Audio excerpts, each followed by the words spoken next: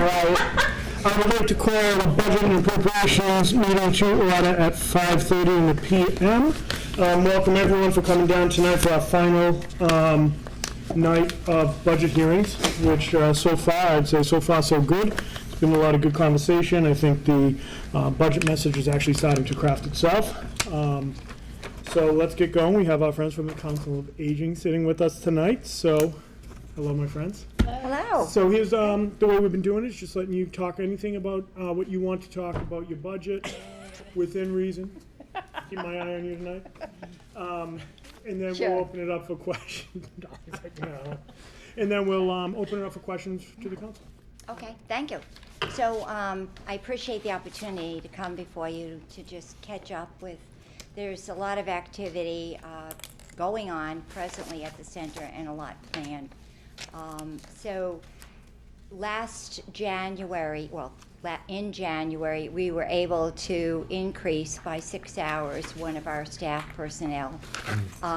That individual is the Senior Tax Program Coordinator. So that discussion was planned on the tentative increase that was and has been discussed by the City Council in that program for this fiscal year.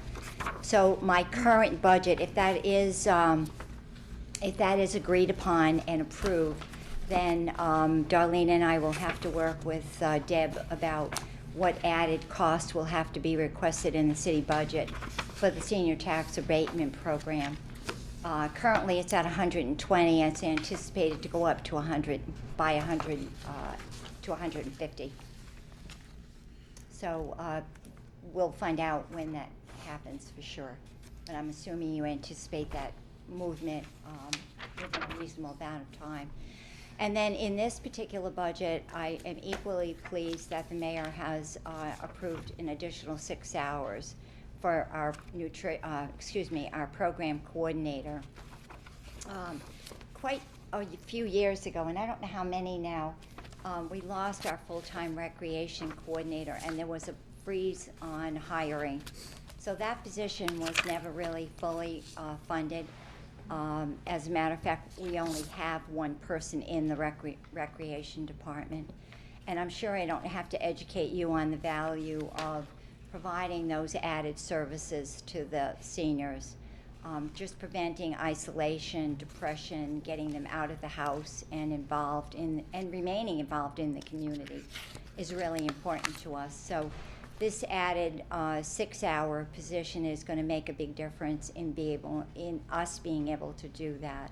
And I know, Ty, you experience that firsthand on a daily basis when you're there at the center. And you can see how much activity we do. Yep. And I know that you're fully aware, I've mentioned this on many, many occasions, that the city does not give us a budget for recreation and for those social activities. So that is incumbent upon us to write grants, seek sponsors, and to fundraise. And we do all of the above. So currently, year to date, I've raised close to $300,000 just to provide those added services. And I would have had a spreadsheet for you as I did last year, but I didn't really have time to prepare it. You certainly will get one. So there's a lot of added work to any of our positions. Darlene this year oversaw, along with Sue Arugio, the Senior Tax Work-Off Coordinator, the income tax, AARP income tax program. You may not be aware that some of those preparers are culled from the Senior Tax Work-Off Abatement Program. We look for people with those requisite skills who would be willing to be trained and certified, and that starts in September for January. So it's a commitment that these individuals do make. And they had serviced, again, this year, well over 600 individuals. I think the most important statistic that I wanted to just make sure that I raised with you, when we did the outreach, the initial outreach to the seniors with this brochure, which was mailed out through the census, one of the discussions that you probably recall was that we wanted to see if it would benefit any of our seniors. if the information and the available service are utilized by the senior population. We currently, year-to-date, have 68, possibly 70 seniors that are on the wait list for the senior tax work-off program. So that's double what we had last year. So I would say that that portion of it has been effective. The other is the senior circuit breaker income tax credit. And so this year, we have been successful in doing 122 senior circuit breakers and brought in well over 100,000 more than last year for seniors as an added benefit. So according to DOR, we've been one of the most successful cities and towns providing the senior circuit breaker program. So we're looking at every and any avenue that we have currently available to us to educate our seniors about the benefits that they may be eligible for. Sadly enough, the only program that I really couldn't get any accurate data was from the tax assessor's office. And we did try to cull whether there was an increase in requests for information or an increase in requests for applications for the 41C. And unfortunately, I wasn't able to speak with Stan to get that information, so I can't provide that for you. But I think what we're seeing is an initial outreach that I feel has been successful, and we certainly all know that we're going to need to do a lot more. One of your strengths has been the ability to ascertain grants. Yes. Talk to us a little bit about what you see in terms of grants coming forth in 2020. And I know we've talked about it in the past. They're great when we can get them. Some that Right. we have may not always be available. Well, there's a significant movement. Primarily, we just had a meeting on the census this afternoon, and I had mentioned in previous communications to you that in the 2020 census, the city is anticipated to double its senior population. The Executive Office of Elder Affairs has kind of sent out little flirts of information, and we're currently expected to have 12,999, I think was the number, so 13,000 seniors based on that census. And with that also comes the opportunity for grants. There is a healthy aging initiative through Tufts. I was just at a meeting at the hospital this morning with a Tufts representative. The fact that we're a gateway city also adds another added benefit for some of these grants. The grants are out there. I don't think it's really difficult to find them. I think I've written about a dozen so far this year. As you probably know, anyone that writes grants, they come out in bulks. April, May, and then you get your grant funding or notification in September, and then the fall is another chunk of opportunities. So, and Darlene will tell you, I spent hours looking at the grants and applying for them. And for us, we have to partner with a fiduciary agent, Deb. We have to partner with a 501c3. Yeah.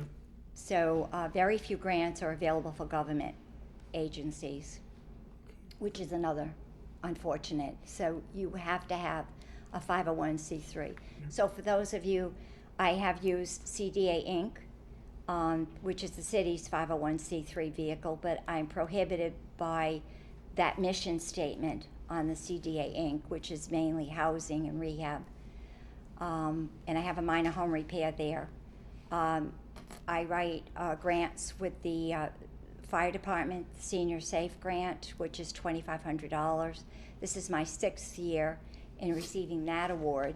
And believe it or not, that's a drop in the bucket. That is immediately about 60 smoke detectors and carbon monoxide detectors. And I have written probably 10 years worth of grants to Walmart. They know me very well. And again, same scenario, $2,500 annually. They know it's going for a dedicated good cause, smoke detectors. It's hard to believe that when a fire department personnel goes into a home and the person is being threatened with eviction, possibly because of hoarding, and the way to imminently prevent that may be to provide 6, if not more, smoke detectors. And so they come to me. And so that's a sizable amount of money that, and I have to have them readily available. It's an emergency. It's an either-or situation. So, you know, it puts a lot of burden on us to do that.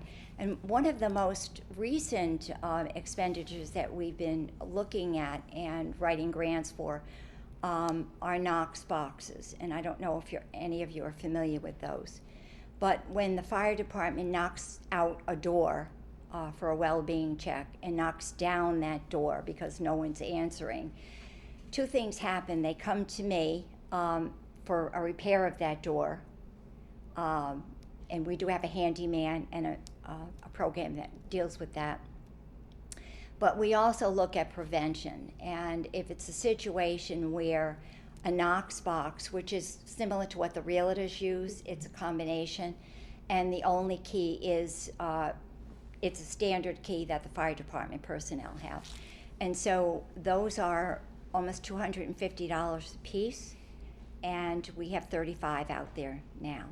So I just wrote a $1,000 grant for that. So it's just like mind-boggling, all the needs that are coming at us, and how do you address them?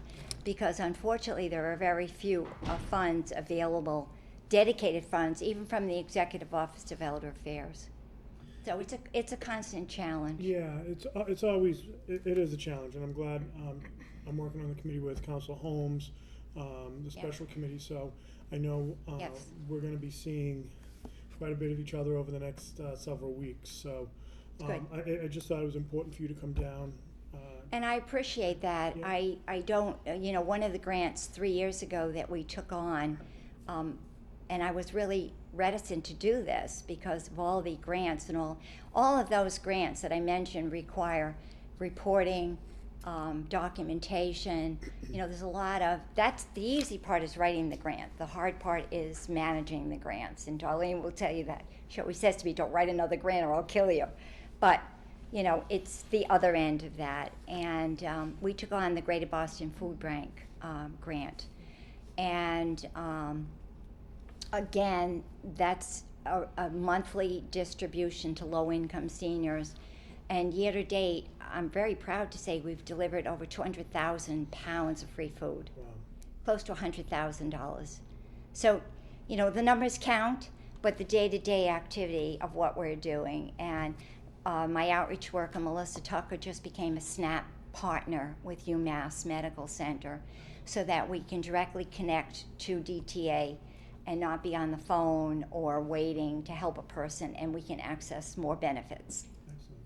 Well, thank you very much for coming down tonight. You're welcome. I'm not entertaining questions at this time, as we will be seeing a lot more of Madeline in the upcoming weeks. Because it's you, Deb, I will. I just wanted the council, so a couple things. They Yeah. They have a revolving fund. Yes. Yep. That needs to be voted. Mhm. The SNAP program that Madeline just referred to is Yeah. a recent program Yes. that it has some income component that presently there's no way for Madeline to access that. So we may have to revisit in the not too distant future a revolving fund for that type of program. There are Okay. some limitations on that. So I did get your email. I'm Okay, looking at thank it. you. But that would require action of the council so that it's not a huge amount of money, but it would be money that she could reinvest into programs over there. But it would require potentially either action on the council for a particular fund, or it might require, if it ends up being local receipt money, it would be money that the administration would have to do an appropriation, and there would be an increase to the local receipt. So that's something that's sort of Okay. in the middle. One of the thing, just so that you know, the senior tax abatement program that's in the senior tax program that's on the line here in the budget, that's the account number that would have to be addressed for the Okay. OBRA and the costs associated with adding 30 individuals to the senior tax abatement program. That $600 per participant would be out of the overlay, which is a separate line item, not in a regular budget that's before you. It's the on the front page of your budget book. So everything else in their budget sort of looked Yeah, status quo. Yeah. I would like to draw your attention separately to, though, their salary page. If you look at that, you will see the number of positions that are funded through grant, CDBG, Shine, Formula. There are quite a few positions in that department that are funded through grants. If those grants were to ever go away, there would be a lot of services that would either cease or somebody would have to step in and fund those. And that's something we talk about every year, Yep. a couple different times a year, so. Thank you. All right. Thank you, we'll see you Thanks, sooner Jay. than later. Madeline, the next time we talk, remind me about the smoke detectors. yeah. Because Eddie's involved in a bunch of different programs that provide those either through National Grid or things like that. So Perfect. just remind me of that so I can have that, Okay. I'm going to send him a message right now, be like, smoke detectors, Okay. Madeline, and then we'll be able to have that conversation. But he perfect. might be able to help out with that a little bit. I don't know, but, Yeah, it's well, open out there. that would be great. That really would be very helpful. Thank you. I'll send you an email. All right, and sticking with the schedule, we have the school department coming up. Oh, I just have to grab something out of my box. So the school is on page 40. Superintendent Sawyer, Ms. Furtado, if you'd like to come up, and Chairman Withers. Hold that chair up, please. Good evening. And then, Steve, if you would just want to introduce your colleagues from the school committee, that'd be acceptable. Sure, I have several members of the school committee here tonight as well. Scott Domenici, Bill Larson, who's the finance subcommittee chair, Rob Geddes, and Laura Scales. Well, thank you for coming down, everyone. So what we've been doing is just opening it up to the department heads to talk about anything significant in their budget, anything you think the council needs to be made aware of as it relates to your budget, and we'll open it up to questions after that. All right? Nice to see you all again. Well, first I'd like to thank this honorable body for the opportunity to come and speak before you this evening. I always believe that it's the best way for you to stay informed about the schools, for us to hear it right straight from us about what we're facing. In my role as superintendent in the budget process, I feel like I have three major responsibilities. The first is to identify what the needs of the schools are, and that's obviously driven by our students. I then need to determine what the costs of those needs are, and then I need to deliver the best education possible for the students of Attleboro with whatever the appropriation ends up being. And so, my message, very briefly, is that, we have significant needs in the schools. Over the last decade or so, because the city has struggled to keep up with even level services, we have been slowly shaving away at the school's capacity to deliver the education that our students need and deserve. At the same time, accountability measures and requirements by the state have continued to rise. So we're not falling behind a static target, we're falling behind a moving target. If you're looking for some sort of validation of this assessment, all you need to see is what most other Massachusetts communities are doing. And if you look at the spending above net school spending across the Commonwealth, the vast majority of districts are spending significantly above net school spending, double-digit figures. In fact, the median across the state is $9 million. And when you consider that most districts are much smaller than Attleboro, that median figure should be pretty eye-opening in terms of just how far we've fallen behind in terms of our ability to keep up with the Commonwealth as a whole. So our needs are great. They're significant. In fact, we have assessed them to be at roughly $11 million on the whole. And that's, again, not a wish list of things that would be nice to have in a perfect world. That's to deliver education in the Commonwealth in 2019, right? Like, that's just what it would cost us to do the job that we think is required of us and the right thing to do, and to keep up, again, with the expectations across the state. So, that's the need. In terms of what it costs, we all know that far exceeds the city's ability to cover it, right? It's a reality that to be a member of this community is to understand. It is not the case that we could easily fix this problem tomorrow. We've gotten ourselves here on, how we got here doesn't really matter. The fact of the matter is that there's no immediate solution to this. So that's a fact. I've stated that, on multiple occasions. I know that we cannot get to where we need to be in the short term, and I'm working very closely with our representatives at the State House, because, the most significant portion of that fix needs to come at the state level. What's driven this problem is the state funding formula. The fact that the cost of special education and healthcare in particular haven't kept up according to the formula, and so where other communities have just made up the difference out of their own coffers, we have fallen behind, and that's ultimately what this is about. But as I've said in other settings, we as a community are going to probably have to, get serious about doing our part of it as well, to get to that place where we need to be. But that all being said, that's the reality. It's the reality we've been dealing with for some time, and implied in getting things done and monitoring the cost of how much it costs to run education in the community. We're very sensitive to making every dollar count in Attleboro and being as efficient as possible. And I'm quite proud of what the school district is able to deliver for the amount of money that we're working with. We have significant needs in this community. Over 40% of our students are categorized as high risk by the state. That means that they're either an English language learner, or need special education services, or living in poverty. And again, we have almost a third of our students are living in poverty.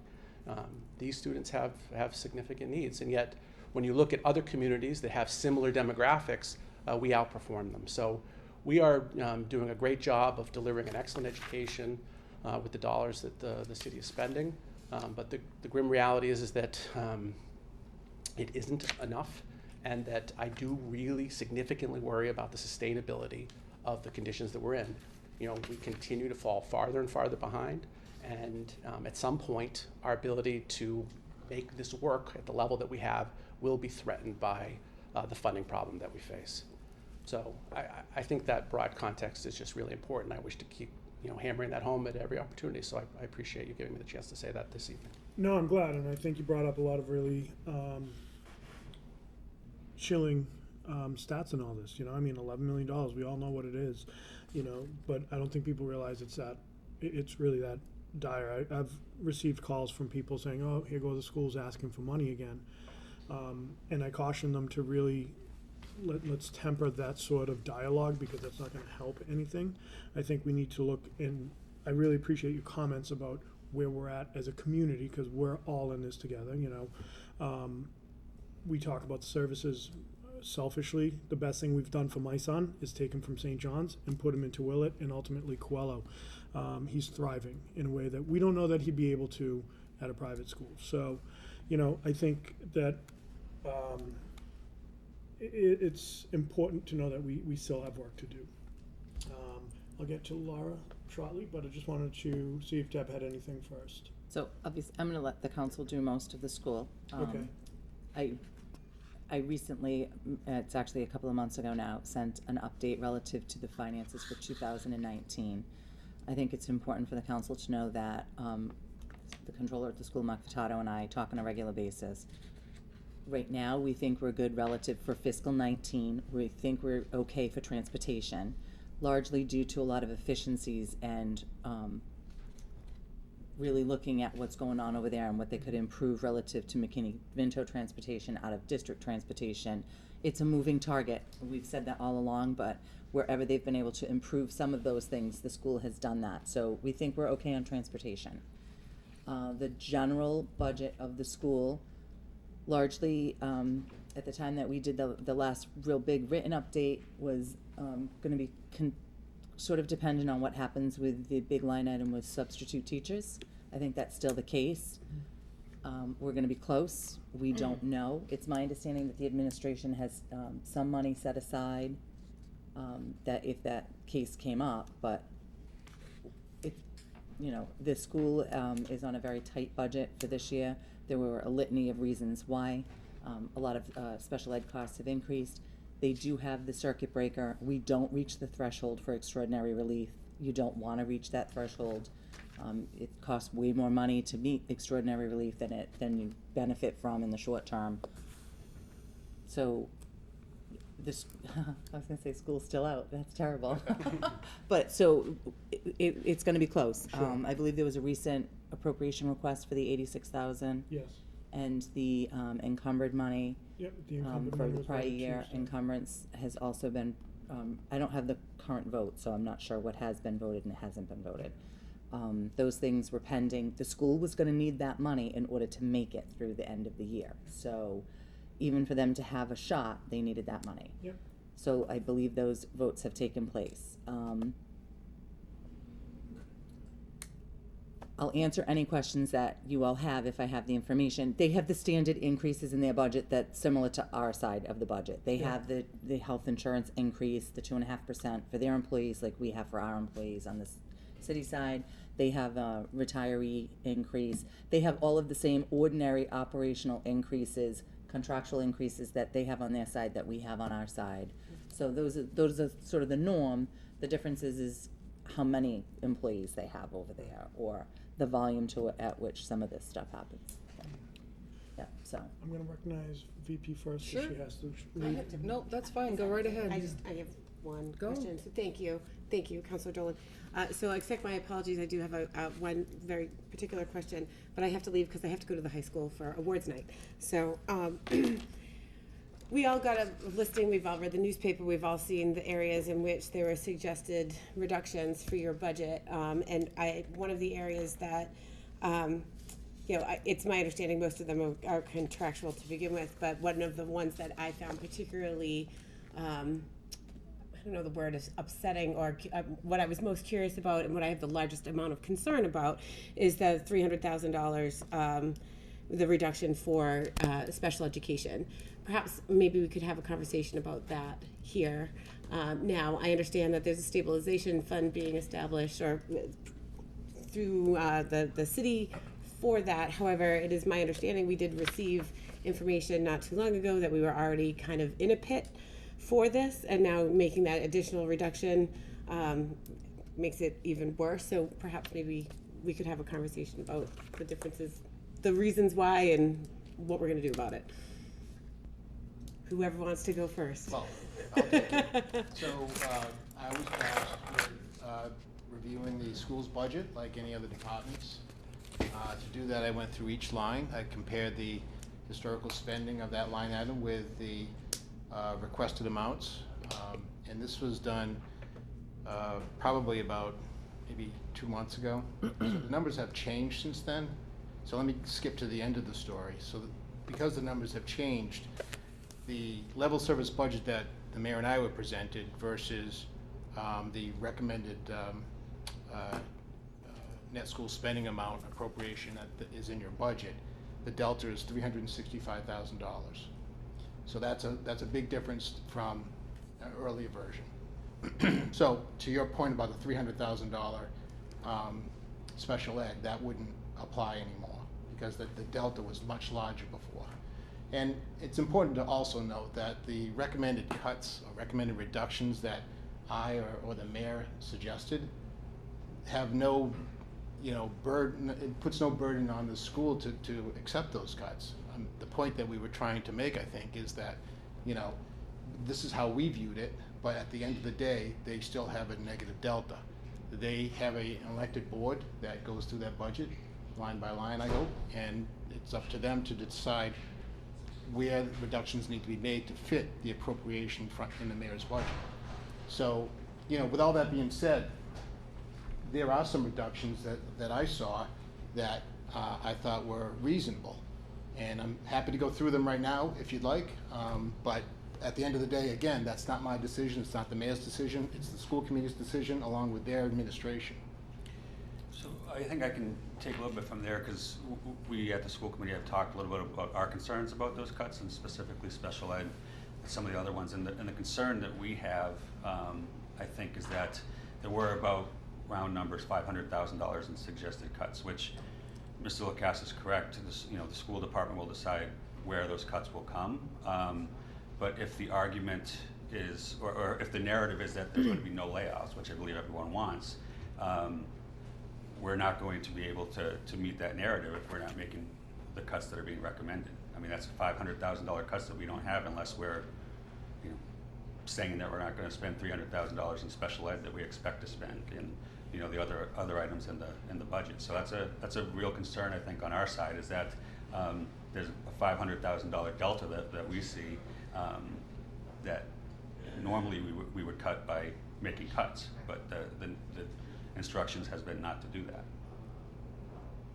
And I don't think anyone wants to do that either, to be clear. Right. But, I mean, that's the reality that we face. Yeah, I think in an ideal world, there are no layoffs. I think that layoffs should be realistically, and I'm sure they are, the last option. We don't want to, go down that road unless we need to. And I think it's also important, Mr. Chairman, to mention that during these talks, the mayor made it very clear that because we were treating the school like any other department, and we were making suggested reductions, that during FY20, if there was a need presented to the administration, just like a need from the fire department or the police department or any other department, the mayor is there to help, just like he would with any other department. And I think that's an important piece that often gets overlooked. That was a commitment made by the mayor.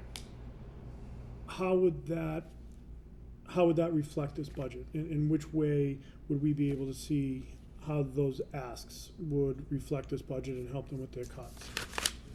Not sure I understand. So you're saying that, the mayor promised to, fund any needs, which, I'm sure he would do for any other department at any other time. How does that impact this budget by him making that promise? Are there specific items that we should be expecting? Well, again, so the appropriation in your budget Yep. would be what the school department has to fit into. So they would adjust their line items to fit into that number. Yep. And then as we go through FY20, if one of those line items or a line item becomes in need of additional funding, that would be a request, just like if the police department needed more money for Right. overtime. They would approach the administration, they would lay down what the causes were, and the administration would then hopefully send down the appropriation request to the council. Right. It's no different than any other department. Okay. I'm not sure, you look confused. Well, I am, in the sense that, wouldn't that happen now? Like, so even. Except the funding doesn't exist now. The point of the matter is, the funding doesn't exist. So that is the fundamental problem that we all face. I get The that. dollars are not there. But are we saying that it would come out of free cash? Yes, of course. Okay. So, and that's, I think, where some of the hesitation is right now with this body, is that we don't know, and we talked about the other day, we don't know what the free cash will be. So, we need to be cognizant of that, and we want to make sure that, if there are things that come down the line, we're going to have that ability to pay for it then. So I think that's kind of where some of us uneasiness comes. Can I just ask one follow-up, and then I really have to go? So I'm just going to focus back on the special education line item here, because it comes from multiple lines, not just one specific. And we're contractually obligated to provide educational services. Every child is entitled to a free and equal education. I would have the expectation that hopefully there's a conversation that has taken place between both bodies, that everybody knows who the kids are that are here. We know that the kids will be flowing in.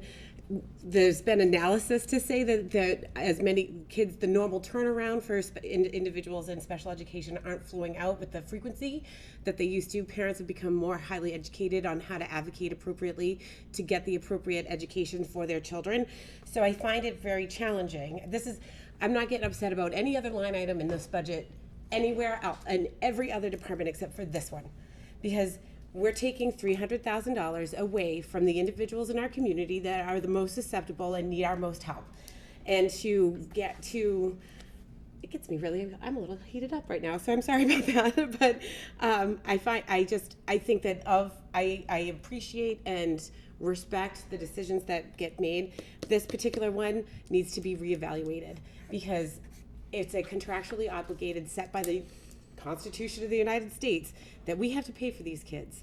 And to actually have the awareness that we know that we're not going to be able to do it, and to bank on free cash or perhaps having to utilize stabilization funds or anything else to pay for this, I don't think that that's I don't think that's a great way to utilize that cut. And and I know that we have a narrative to not have layoffs. Who wants to lay anybody off? Nobody does. But again, contractually obligated, we have to figure out a way to fund this line item. I want to make it very clear that the cherry sheets have changed, so the new delta between a level service budget and what's in your budget book is $365,000. Prior to that, the delta was much higher than that, almost double.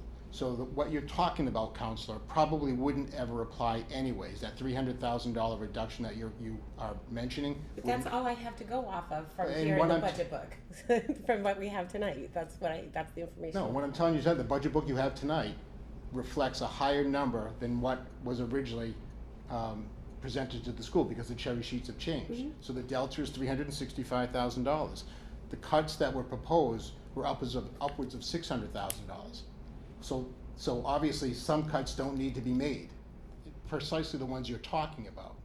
Other cuts are available, in my opinion. So that's an important piece. Could I ask a clarifying question, Mr. Sure. Mr. Class? When you talk about the delta being 300 and change, which number are we talking about Sure. now? This is your level service budget that you presented to me. Yep. This is the mayor's Yep. budget. But when you arrive at that number, what are you, which Chapter 70 number are you using? House Ways and Means. House Ways and Means. Yeah. So are you adding the $200,000 from the stabilization? That includes. Right, but that's not in our operating budget. It is available for. It's part of city spending, obviously. Absolutely. Right, Right. but it's not money in our budget. But it is money that can only be spent on education. Correct. Sorry. Right, so just want to make sure, Especially- I just want to make sure I understood the number Right. you were using. This is why I like this setup, because we're able to talk through this stuff. It's gonna be emotional, I expect, and it always is when it comes to education. So I appreciate the dialogue, I truly do. Thank you. Counsel- Sorry. Goodbye. Goodbye. Counselor Dolan. So I have a couple comments and questions, so maybe I'll just get it all out and then you can answer it at your leisure and whomever would like to answer it.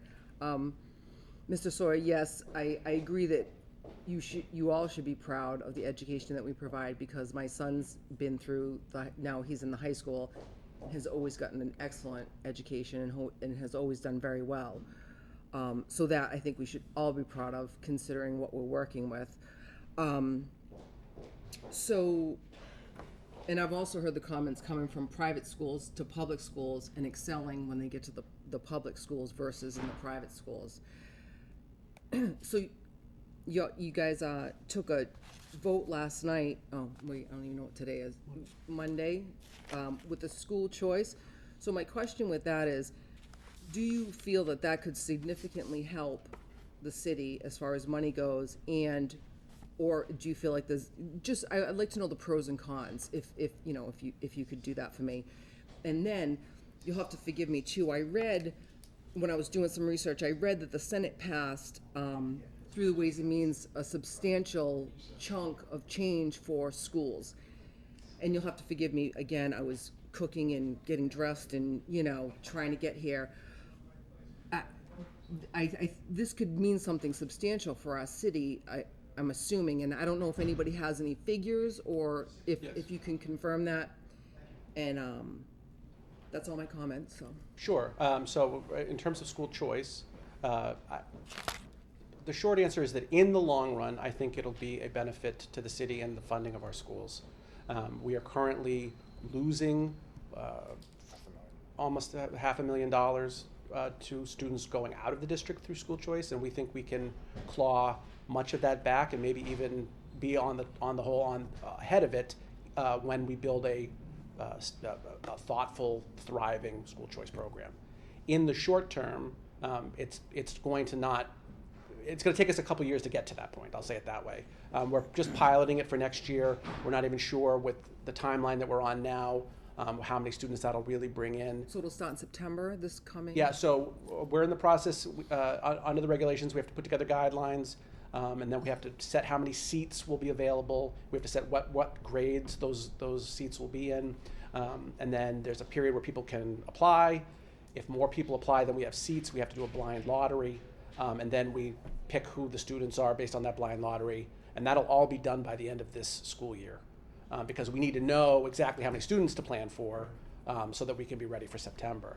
So we're only going to be opening up a small number of seats at this point, because having no experience with this, we don't want to take on more than we're really able to manage. And it's especially not the wisest thing to do in a year where things are pretty tight to begin with, because we don't have a lot of leeway to just hire our way out of a problem we create for ourselves.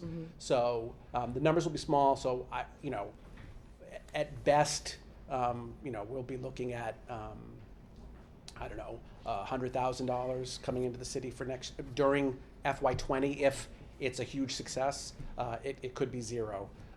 But through that experience, we will be able to plan a much more thoughtful program for the following school year. And from there, we intend to grow this. And we believe that at the high school level especially, not just with the new building, but with our Chapter 74 programming, which is very attractive, more and more so, we think that in time we can really make good use of this as a way to help subsidize our education. Thank you. And then in terms of the House Ways and Means, Barry, is that part of what you were talking about in terms of the delta and the updated Yes. cherry sheets? So if there's going to be another cherry sheet in which the Senate has a higher number, and that's approved by the governor, obviously that changes things too. If that's a higher Chapter 70 number, that changes things too. Yep. The point I was trying to make is that right now the delta is 365. I believe that it's possible to carry on the school's level service budget without layoffs. That's my own personal opinion. They might disagree, but that's just my opinion. So the Senate has passed their version of the budget, so it's gone to reconciliation. We are expecting, if that were to pass, we would expect upwards of another $500,000. So it is significant. I don't think we should count on that at this stage. Oh, no, yes. and I wasn't suggesting that. Go ahead, Ms. Furtado. If I may. Of course. All of that is dependent on and contingent to the current level of city funding. The city is funding above net school spending. So as Chapter 70 increases, there's no requirement to give it to the schools because they have room to. So it's a decision that's kind of beyond our reach. But if the current the submitted budget city spending level is maintained, then any changes to Chapter 70 would come. And I specifically asked the mayor that question yesterday, and he assured me that if the final number ends up being higher than whatever the number we're talking about today is, that he would be passing that through to the schools, which I expressed my appreciation for. Thank you. Council Copus.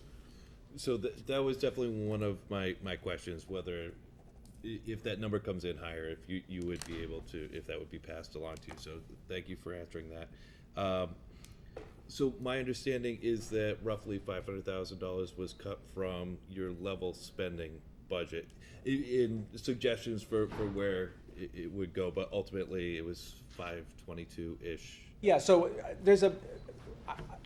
I think Mr. Lacasse and I agree on the truth, what the numbers are and what they mean. I don't think there's a disagreement. I would frame it a little bit differently because $200,000 of it are set aside. It's outside of the operational budget, so we don't have control over it without asking for use of it. And its intended purpose is to not be used to grow that fund over time, so that in the event of a year like we had this year, we have a nice chunk to grab from and not have to go through what we went through. So given that, I don't think we should treat that like it's in the budget. I agree. But I completely agree with him that the city is allocating that money, and that's part of its total spending on the schools, and, you know, is there to use for special education spending, if in fact that becomes a problem for us. So I don't know if you would change any of that. But- It's accessible by the school at their request.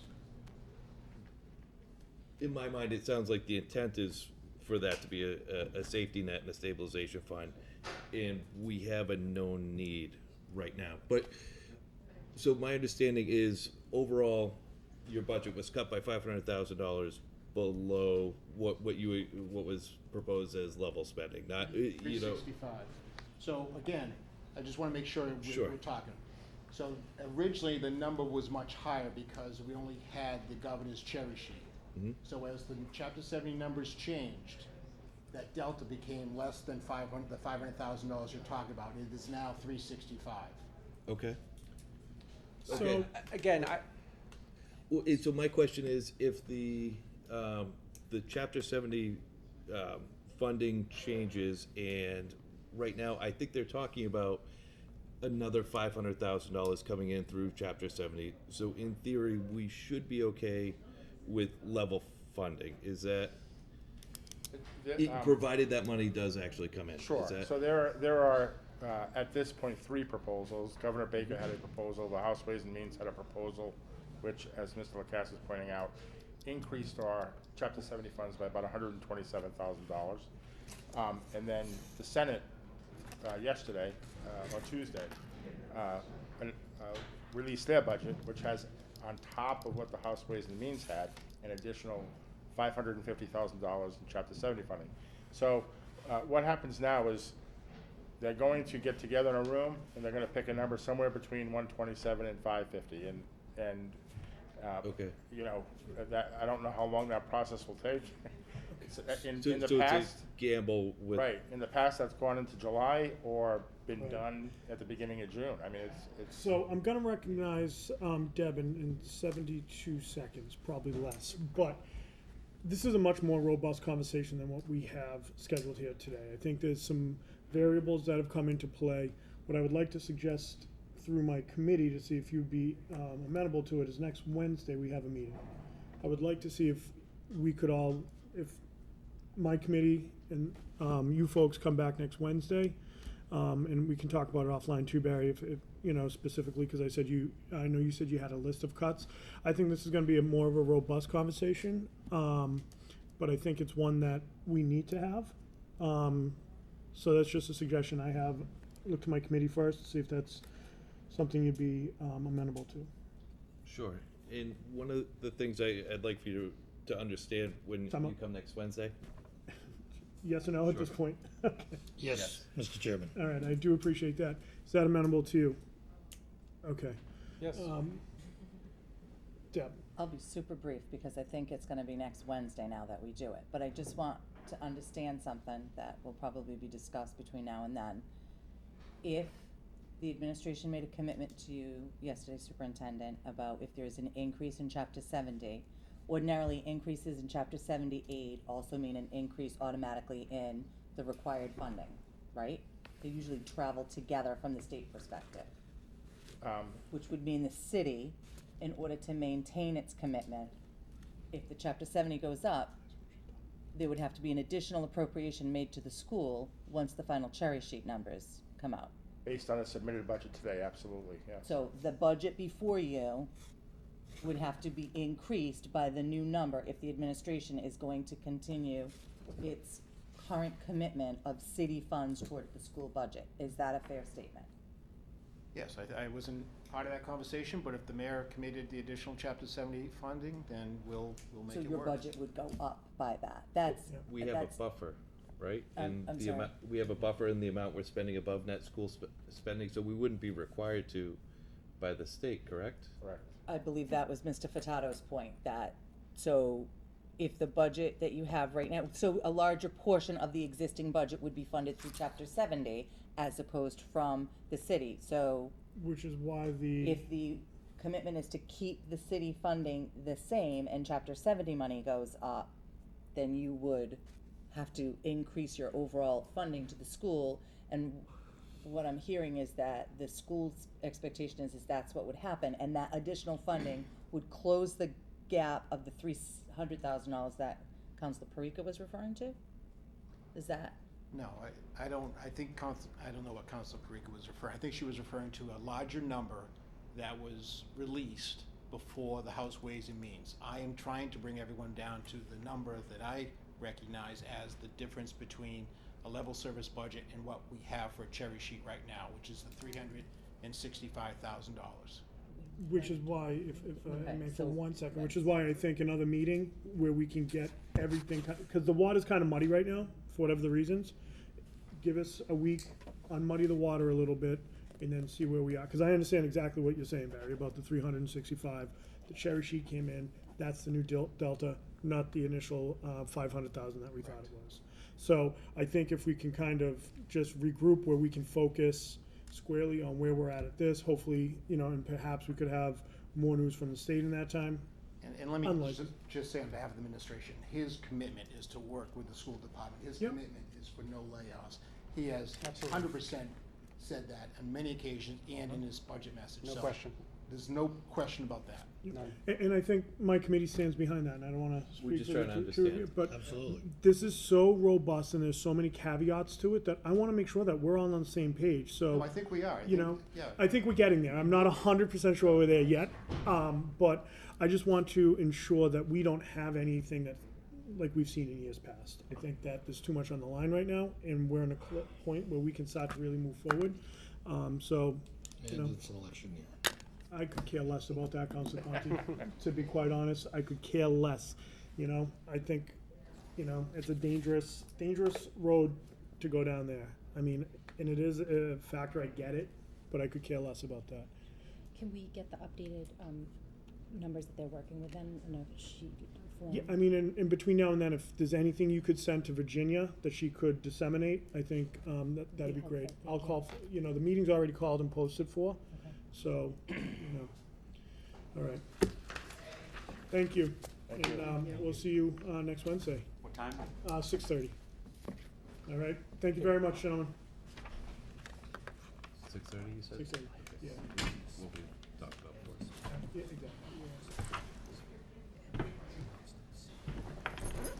I should have asked if you could make it. I'm sorry, That's okay. I'm a bad The person. 15th, next Wednesday, the 15th at 6:30.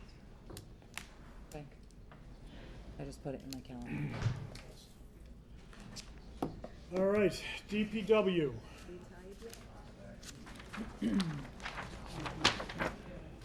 Mr. Tyler. How are you, sir? Chairman Delisville. Good to see you, my friend.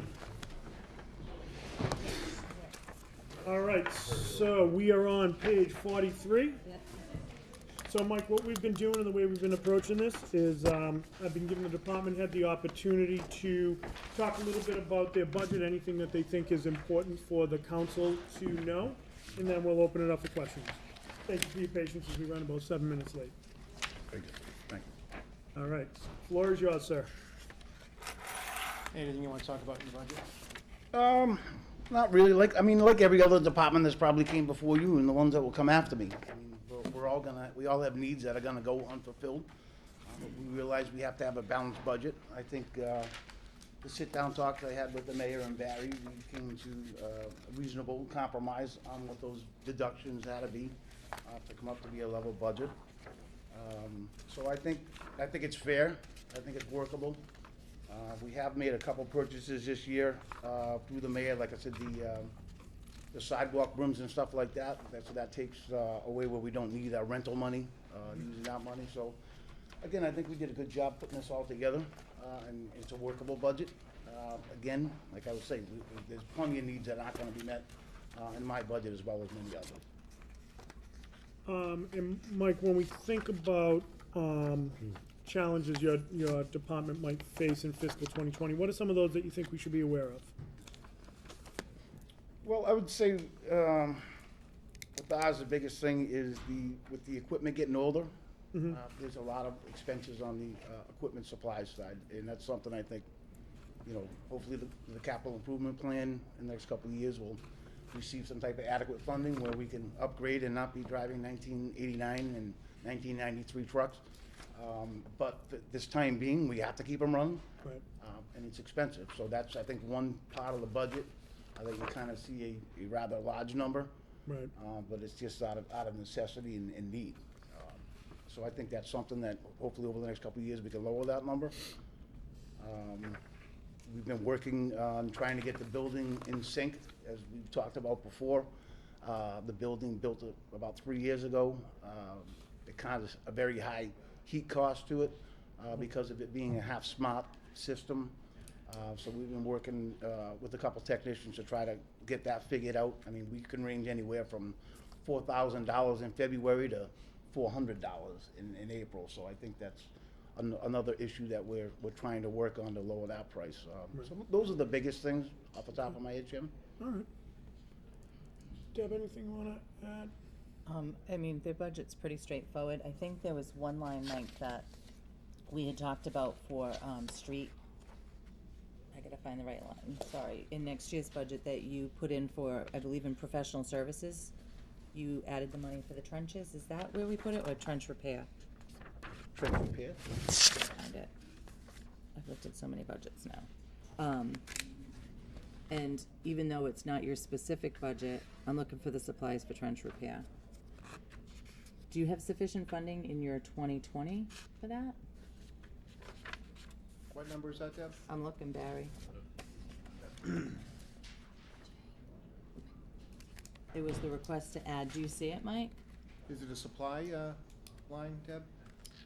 He combined it with trench repair for both. It used to be a professional service and I don't see it, that's, Busy, professional services, but, did you end up putting it in your professional service, Mike, or? so professional services has been funded for $20,000 or $50,000. I'm not sure if it's, that's what you're referring to. But I don't see a trench line. We added the line to the chart of accounts, but I don't see it. So I'm wondering, did you end up putting it in professional services? No. Or did you just not request it? No, I can answer that question. No, we've just, as for right now, we've just taken money and put it in asphalt and police details. We're still trying to work out with which ones we're going to do and which ones we're gonna have to do Walt contract. So your 2020 budget does not have any funding in it for the trenches? No. So- That's just money that comes from the city council that we put into that trench account. Okay, so so similar to fiscal 2019, your intention in 20 would to come back, ask for some money, and then going forward, you potentially would fund it? That was the talk that we wanted to do. Yep. I think the conclusion was we needed to have more talks about that moving forward, just to make sure that we weren't going to be changing some of the parameters of the indirect costs. Okay, so just for the council, there is 29,642 in the 2019 budget.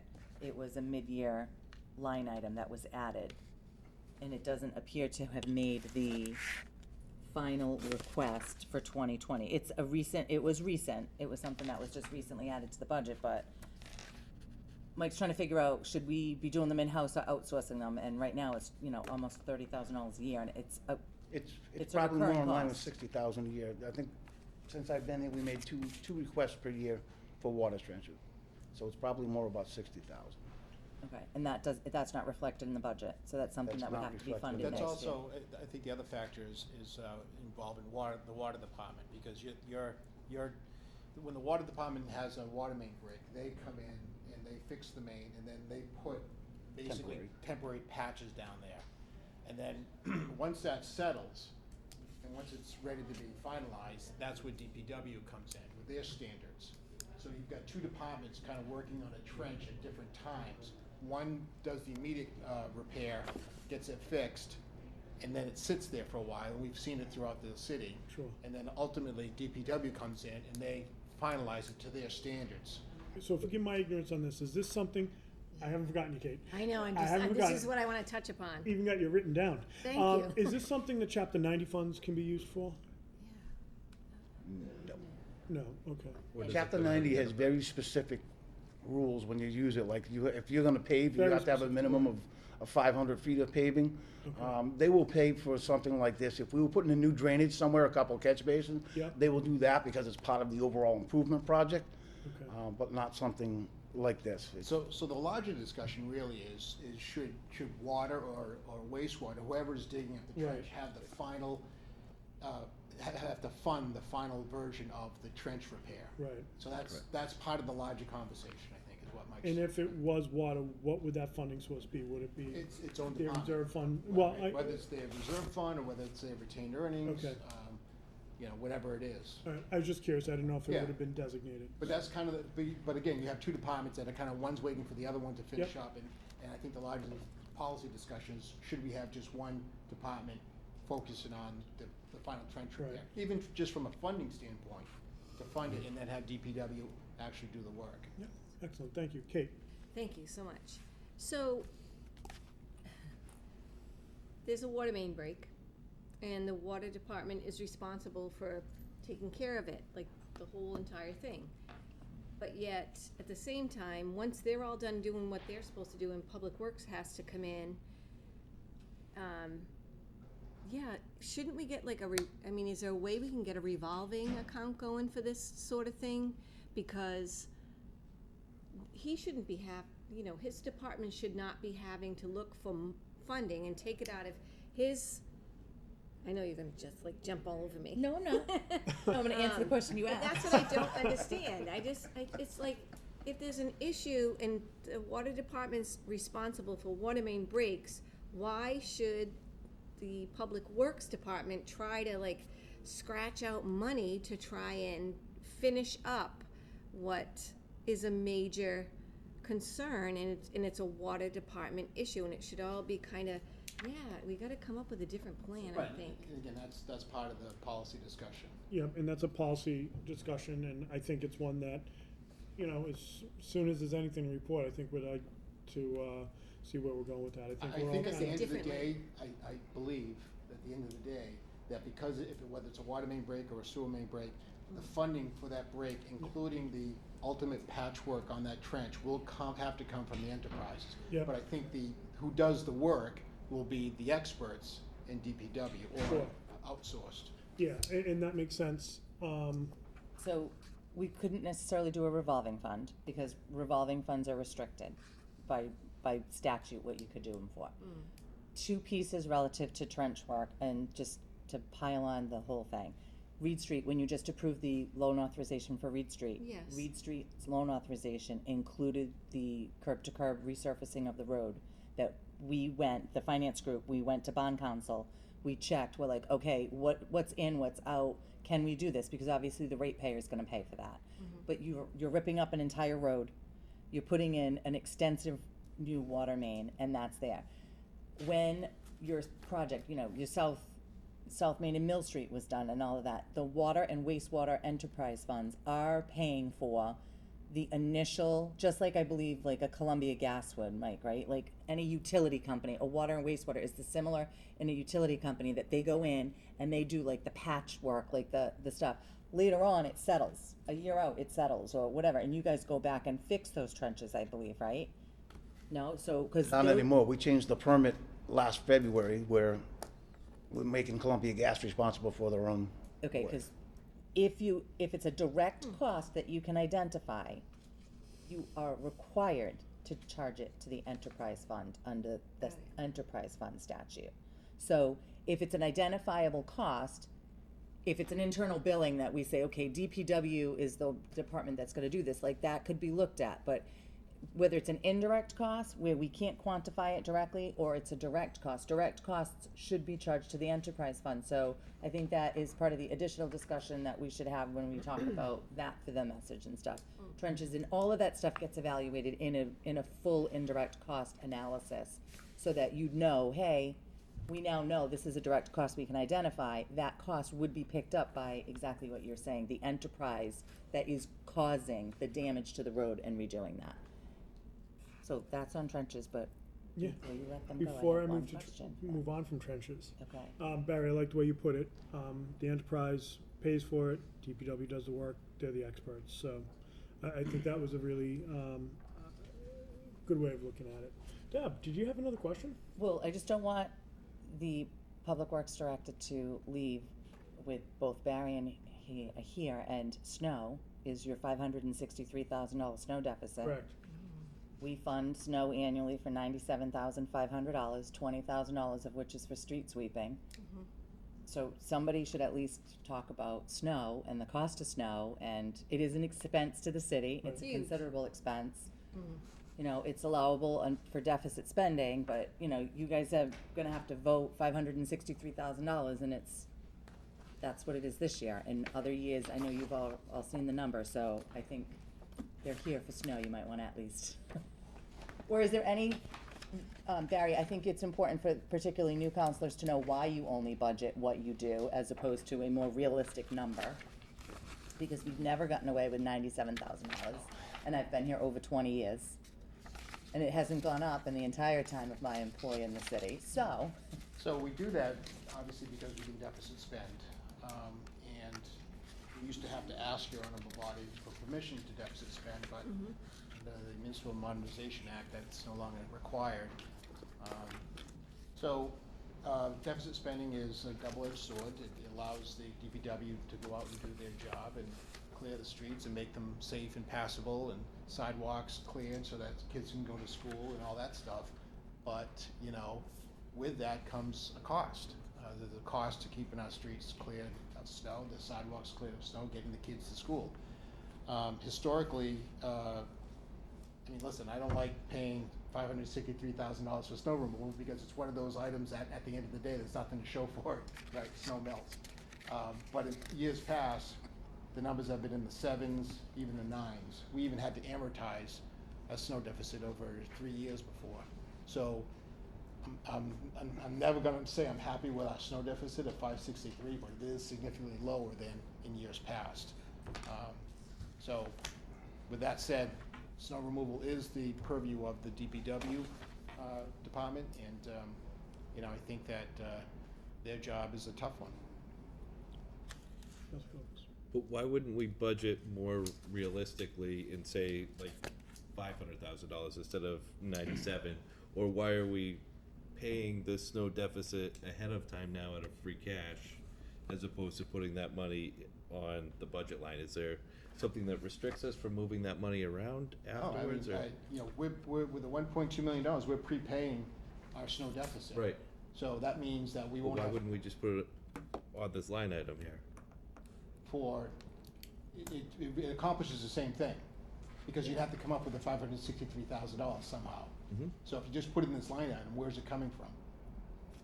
Well, this same place, Free but cash today, right. So, exactly. so back to my point, it accomplishes the same thing. So there's really no perfect way to answer that, because at the end of the day, you have to pay it, you have to raise it anyway. So with the $1.2 million paying it right now, we don't have to worry about it.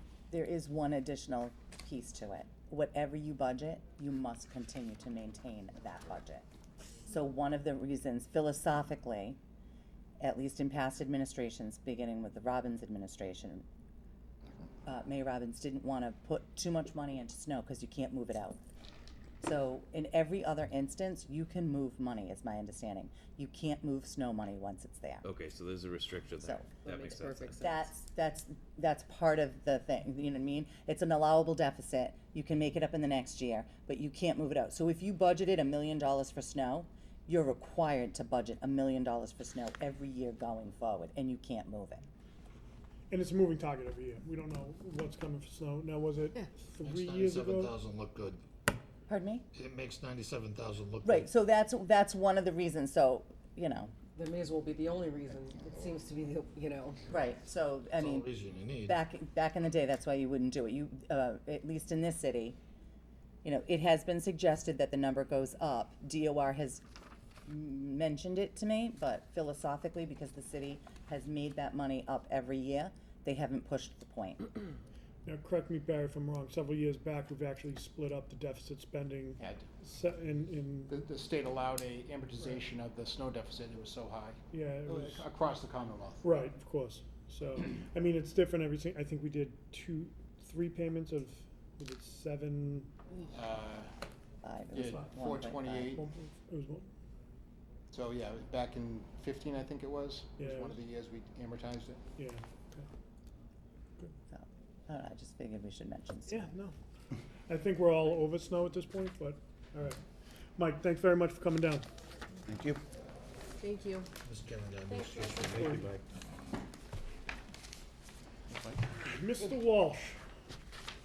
Dennis. Hi, Michael. How are you, sir? Very well, how are you? Good, good. So, I'm sure you heard the spiel once or twice tonight, but we're just giving you the opportunity to tell us about your budget. Thank you for your patience tonight, as we run a few minutes over. But, and then we'll open up to questions at the end. Very good. The recreation budget overall, going for next fiscal year is a 4.43% reduction in the budget from FY19. So that's a good place to start, to let you know that we're not asking for an overall increase. There are some particular line items that I'm asking for increases in. It's important to note that where I'm really asking for the increases in the recreational grounds, which was the average for the last 3 years has been about $38,000, and I'm asking that to go up to 42. And the reason is I've used money from my revolving fund to kind of offset expenses from this account. You had a request in front of you recently for a $5,000 appropriation for this year due to a 14% increase in the cost of fertilizer and I think an 11% increase in the cost of lime. We have a total budget, as I said, $37,500, and that's Councilor Conti just left the area, but he always likes to refer to us as the largest farmers in the city. We have 100 acres of property that we take care of.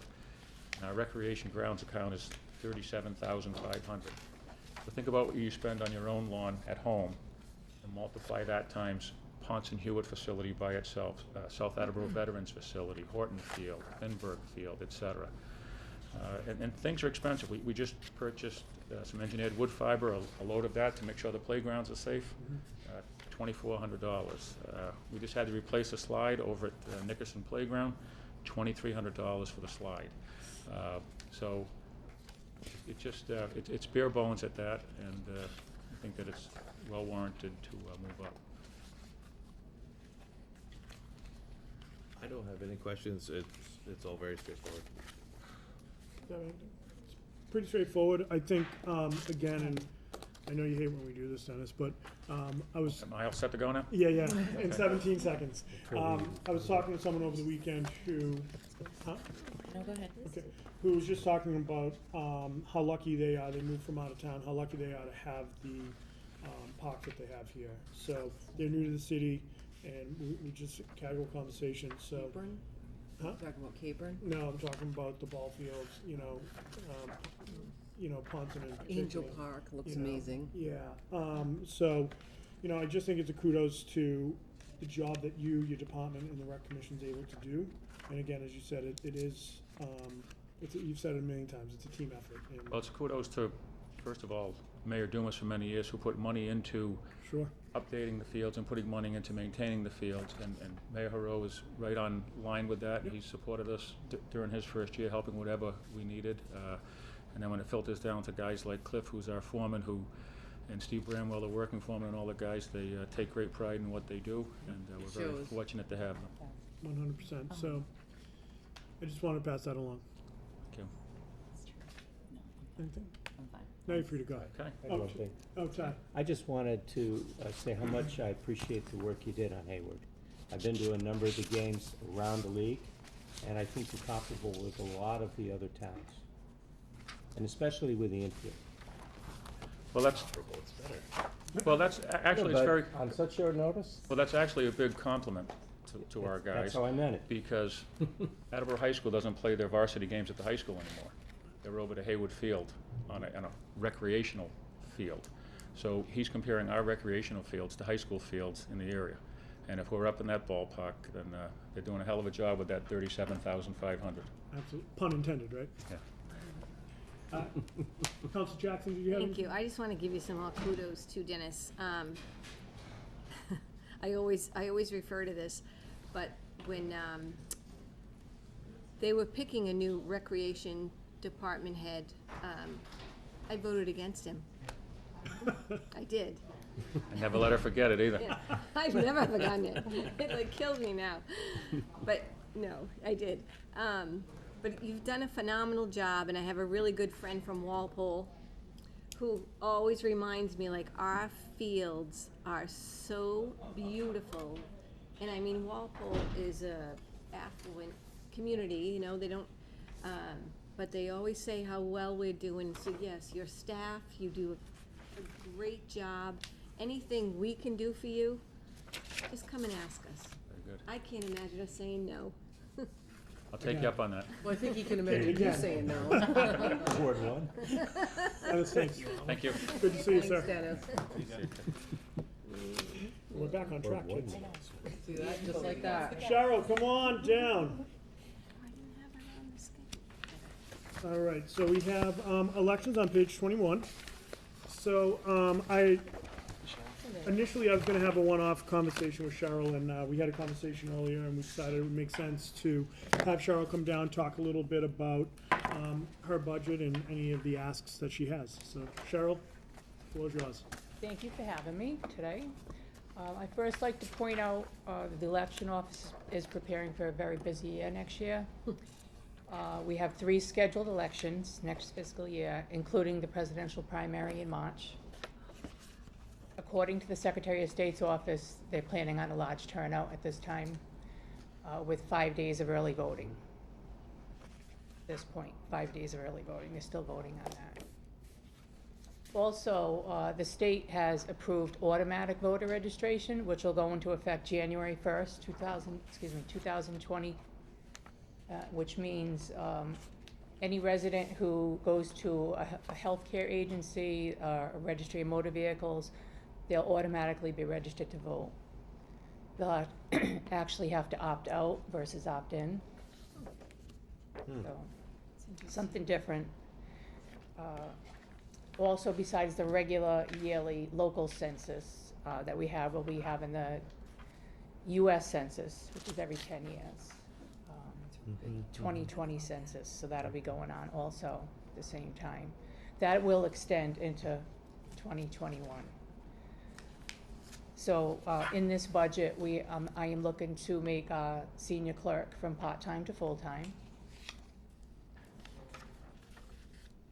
And also I have new in the budget, we have a small increase for the poll workers. The poll workers haven't had any type of increase since 2008, which is 11 years. We did a summary of salaries of the surrounding towns, just to try and bring them up. They were found below average. So in my election salary account, there's also an increase in there for them. That makes sense.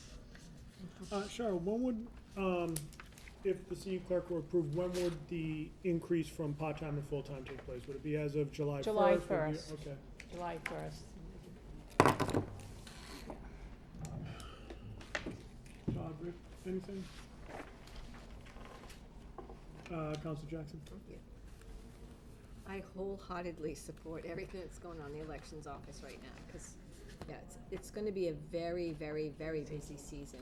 And even just having your full-time, you, and the part-time, it's still crazy in there. Yeah. And you rely on the volunteers that come in to work off their taxes, because you do get a couple of them, correct? Yeah, Yes. we have like 3 or 4 of them that help us with the census forms, filing them, sorting them. But you need to just, like, keep everything, yeah, up and up.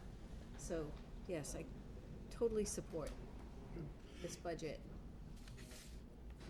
Ty, did you have a question? Well, it's a question, it's not about money, it's about how we're operating, is that Yeah, okay? absolutely. I just had a question. We all got, I think, kind of shocked by the late hours that we had to put in at the last election. Yeah.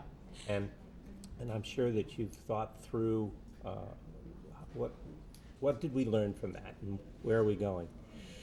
Well, we had early voting for 20 days. We had a double election. You're talking November, Right, right? right. We had a double election, so everyone had 2 ballots. They had to feed those ballots through the machine while 45% of the voters were also voting.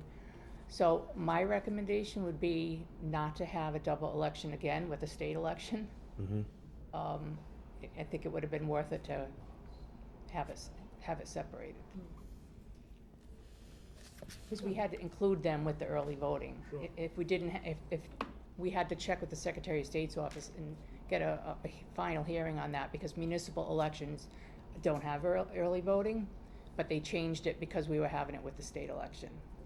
So I have a follow. Sure, thank you. So I agree with that. I would not mix the two. Yeah. But we don't count the votes from the early voting until the day of Okay. the election. So if we take out that special election, do we have time to do that counting would be the question. Well, I actually looking to recruit more poll workers, because we haven't had enough. Actually, I think in the past 2 to 3 months, I have 17 new ones that have signed up. So I do have ideas for the spring, for early voting. I'd like to have teams of poll workers that just handle early voting. So, you know, if I had like a pair of 2 that went to each ward, and that was their only job, was to handle those ballots for early voting. They weren't the poll workers that are already at the polls, dealing with the absentees and the voting in general. So that would be their job, whether it was 4 hours or 8 hours, they get that done, they're done. You know, it'd be a matter of them feeding them through, though, during that 12-hour window that we're open, a 13-hour window. But, you know, I need more poll workers, so I did lose a few from that election also, a few good ones. I'm sure. I got an earful. Yeah, a few good ones. Yeah. Mine's, 3 elections, you Yeah. said? Scheduled. Which of those elections receive funding back from the state? The presidential primary, so a state election, I'll get some reimbursements towards, I think it goes in the salary line item. Yeah, I'm gonna touch base with that, but is it just one election? Yeah, the just one. state or the presidential, or both? Just the presidential in March, Okay. not the September or the November. So the state does do a reimbursement of some costs associated with the extended polling hours, right? Yes. And then 2 early hours. election, are you still gonna get the grant for the early elections, or was that sort of like the rollout when they did it? That was, yeah, they had some grants that they told us about afterwards, so we did get some reimbursement on early voting. We may get it again. It's very rare, and this is the only departmental budget that you'd see it in. The state's contribution, so to speak, toward the election for the polling hours, the extended polling hours, is the only amount of money that goes back in against your expenses net. So in every other instance, you would, it would be in a different fund. So your actual expenditures in elections are net of what the state is willing to give us back. It's de minimis, it's not a lot of money, Right. but it is there. And just for my own curiosity, Cheryl, what is the increase to the elections workers, the poll workers? So, an inspector makes $125 flat rate for the whole day. We're increasing them $25 to $150. And a warden and clerk currently gets $150 for the full day, and they would get $175, so a $25 increase. Does that even work out to minimum wage? No, the way I understand it, I haven't figured out, the way I understand it, they're exempt from minimum wage for their temporary poll worker. It's a little different classification. They do get the hourly wage for training and any meetings I have to have them come in, but a flat rate as on election day, they're exempt from minimum wage. So, I just wanted to point that out. It's a very long day for folks to Very do that. long day. And it's almost like a community service, and I saw the sign on your door, you're still looking for poll workers. yeah, and because I'll have a take captive a audience on waiting TV. list if I have to. But yeah, at $125 for the day, it comes out to $8.33 an hour, if you were to figure it that way. Because they're there a good 15 hours Oh, easily. a day. It's a long day. A very long day. At $150, it comes to A $10. thankless day in a lot of ways, Yeah. you know. And we are very thankful for them. We are, certainly, but they put up with a lot of gruff. Yeah. They might have slow elections, but they have the busy ones too. Yeah, they do a great job. Yeah. They really do. Anything else, folks? We're fine. Cheryl, thank you. I found this very helpful myself for you to come down. Thank you. And just brought a little more clarity to it, so, thank you. Thank you very much. Thank you. Bye-bye, thanks. I would entertain a motion to adjourn at 6:55. Second. All in favor? Aye. We are adjourned at 6:55. Folks, thank you for Oh, I can't second the notice. 3 nights of robust discussion. Everyone's ignoring me.